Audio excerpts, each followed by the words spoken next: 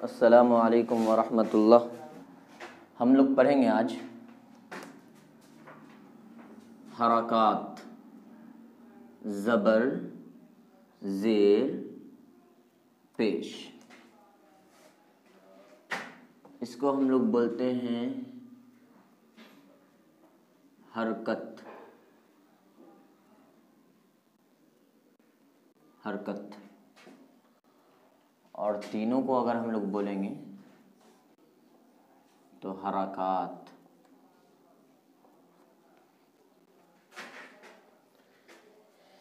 ये जो ज़बर की आवाज़ होती है, आवाज़ वो ऊपर जाती है। ज़ेर की आवाज़ नीचे आती है।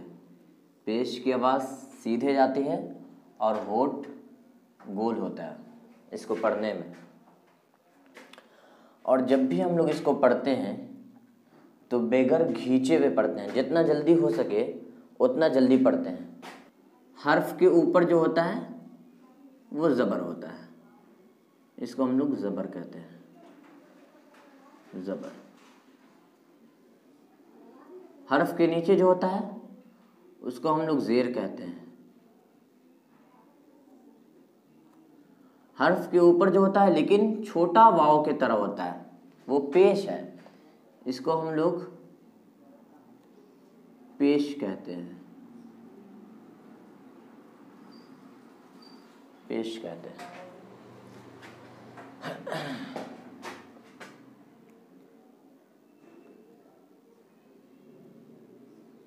ज़बर,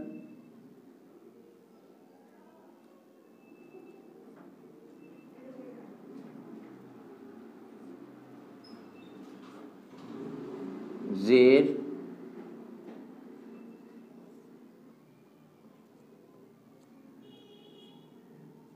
पेश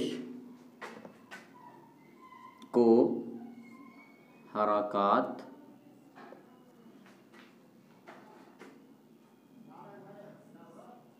कहते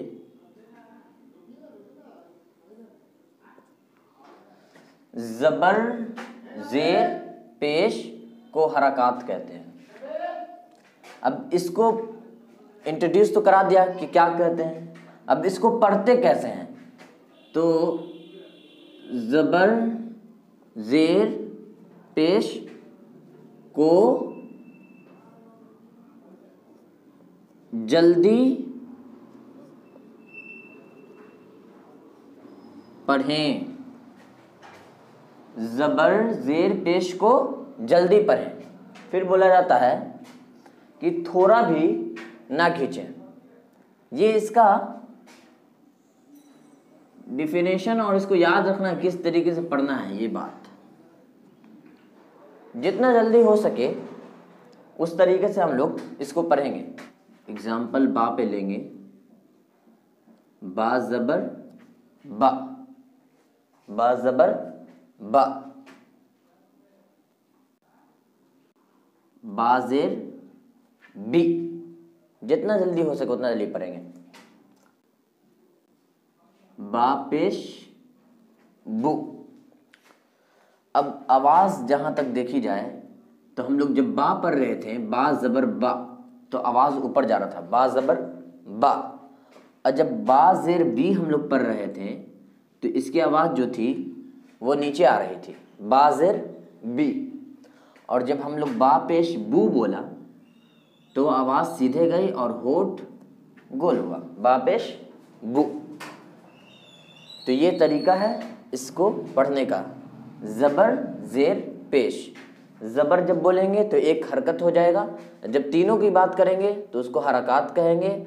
और हम लोग ज़बर, ज़ेर, पेश को हरकात कहते हैं और इसको जल्दी पढ़ते हैं, थोड़ा भी ना खींचें। और एक चीज़ और आता है इसमें, अलिफ जो होता है हमेशा खाली होता है। अलिफ हमेशा जब कुरान में हम लोग पढ़ते हैं तो खाली ज़्यादातर होता है, लेकिन इसी अलिफ पे, इसी अलिफ पे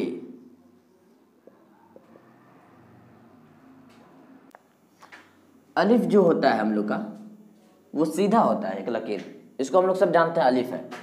वो अलिफ जो कुरान में हम लोग का लिखा होता है, जब कुरान हम लोग पढ़ते हैं तो उसके बीच में अलिफ और जो लाम होता है ना अक्सर खाली होता है। मतलब कहा गया कि अलिफ अक्सर क्या होता है ना, खाली होता है, अलिफ हमेशा खाली होता है। लेकिन फिर कहा गया जो अलिफ खाली ना हो, जिस अलिफ पे अगर ज़बर हो, ज़ेर हो, पेश हो, जज़म हो, तस्दीद हो, तो ये अब अलिफ खाली नहीं है, ये अलिफ कुछ ना कुछ चीज़ से भरा हुआ है। ज़बर है या ज़ेर है या पेश है या जज़म है या तस्दीद है, तो ये अब बदल जाता है हमज़ा में। इसका आगे एक तजवीज़ से जुड़ा हुआ है, हमज़ा क्यों हो जाता है और हमज़ा से क्या हो सकता है, तो आगे आएगा तजवीज़ में। तो ये जो ज़बर है, अगर अलिफ ज़बर आ लिखा हुआ है तो हम लोग को अलिफ ज़बर आ नहीं पढ़ना है, हम लोग को पढ़ना है हमज़ा ज़बर आ। अगर अलिफ पे ज़ेर है, जैसा का कहा था अलिफ रहेगा तो अलिफ खाली रहेगा। अगर अलिफ को किसी चीज़ में बदल जाना है तो वो हमज़ा में बदलेगा। लेकिन कब, अगर अलिफ पे किसी भी तरह का हरकत दिया हुआ होगा, जैसे कि ज़बर दिया रहेगा तो हमज़ा ज़बर आ हो जाएगा। अलिफ पे अगर ज़ेर दिया रहेगा तो हमज़ा ज़ेर ई हो जाएगा। अगर अलिफ पे पेश दिया होगा तो हमज़ा पेश ऊ हो जाएगा। अगर अलिफ पे जज़म दिया होगा तो हमज़ा पे जज़म आ जाएगा। और एक कायदा हम लोग पढ़ते हैं, अगर हमज़ा पे साकिन आ जाए, जज़म आ जाए, अगर हमज़ा पे पढ़ने में हम लोग को कुरान में कहीं पे भी ऐसे लिखा हुआ मिल सकता है।